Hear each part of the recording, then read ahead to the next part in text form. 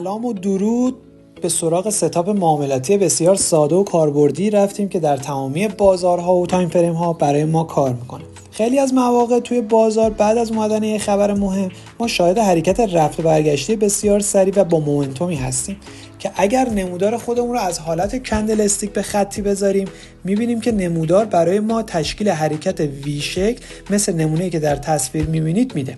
فقط کافیه که منشأ حرکت خودمون رو مشخص کنیم، جایی که این حرکت پرشتاب ریزشی و بعد از اون حرکت بازگشتی من انجام شده و حتی اگر قیمت از منشأ منم عبور بکنه هیچ ایرادی نداره.